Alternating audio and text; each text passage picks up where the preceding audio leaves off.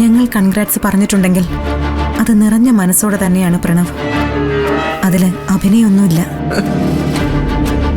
നിങ്ങൾ അറിയാത്തവനൊന്നുമല്ലല്ലോ ഞാൻ.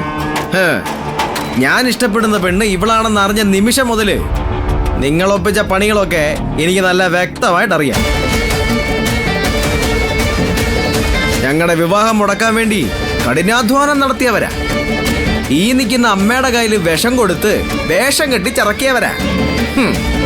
ഒന്നും മറന്നിട്ടില്ല ഞാൻ.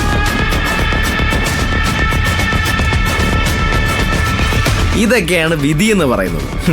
ഇപ്പൊ എങ്ങനെയുണ്ട്? നിങ്ങൾക്ക് മുന്നേ ഞങ്ങൾക്കാണ് കുഞ്ഞു പുറക്കാൻ വേണ്ടി പോകുന്നത്. ദൈവം എന്നൊന്നുണ്ട് ഏട്ടത്തി, കേട്ടോ? പ്രണവ്, ഇതൊരു നല്ല മുഹൂർത്ത. അതിനിടയില് നെഗറ്റീവ് കാര്യങ്ങളൊന്നും ഓർത്തെടുക്കണ്ട, വിട്ടുകളയുന്നേ.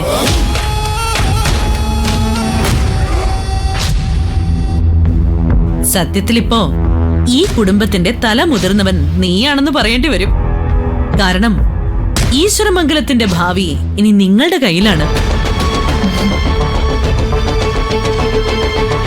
നിങ്ങളുടെ കയ്യിലെന്ന് പറയുന്നതിനേക്കാളും നല്ലത് ഈശ്വരമംഗലത്തിന്റെ ഭാവി ഇപ്പൊ ശിവാനിയുടെ വയറ്റിലാണ് വളരുന്നത് എന്ന് പറയേണ്ടി വരും.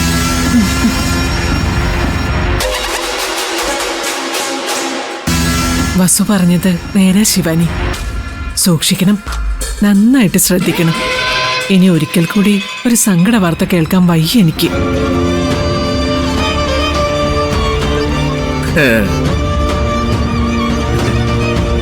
ആന്റി ഒന്നുകൊണ്ടും പേടിക്കണ്ട. ഇനി മാസങ്ങളുടെ കാത്തിരിപ്പേ ഉള്ളൂ. ഒരു ചെറുമോനെയോ ചെറുമോളെയോ ഞാൻ ആന്റിയുടെ കൈകളിലേക്ക് വെച്ചു തരും. ഞാനിപ്പോഴേ വല്ലാത്തൊരു എക്സൈറ്റ്മെന്റില്ല. എങ്ങനെയെങ്കിലും ഒരു 8-10 മാസം കഴിഞ്ഞു കിട്ടിയാ മതിയായിരുന്നു. അല്ലമ്മേ, ഇനിയിപ്പം ശിവാനിയുടെ വയറൊക്കെ അങ്ങ് വലുതായി തുടങ്ങുമല്ലേ? നീ എവിടുത്തുകാരനാടാ? അതിനി ഒരു 4-5 മാസം കൂടി കഴിയണം. ഓരോരുത്തരുടെയും ശരീരപ്രകൃതി അനുസരിച്ചായിരിക്കും അത്. ചിലർക്ക് 3 മാസം, ചിലർക്ക് 4 മാസം, ചിലർക്ക് 5. അതങ്ങനെ കൂടി കൂടി പോവും. 15 മാസമായാലും ഈ ഗർഭം വലുതാവില്ല. ഇനി ഇതിനെ എങ്ങനെ മുന്നോട്ട് കൊണ്ടുപോകുന്ന ഞാൻ ആലോചിക്കുന്നു.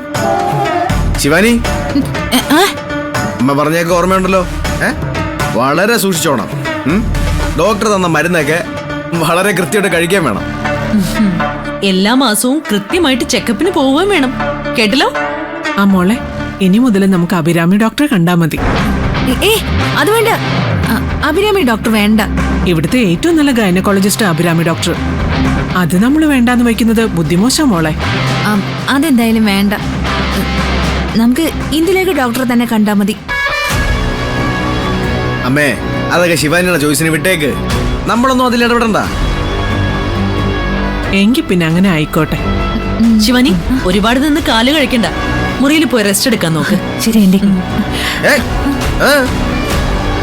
ഇനി പഴയ പോലെ ഒന്നും പറ്റത്തില്ല. സൂക്ഷിച്ച് നടക്കണം. വാ. അതൊക്കെ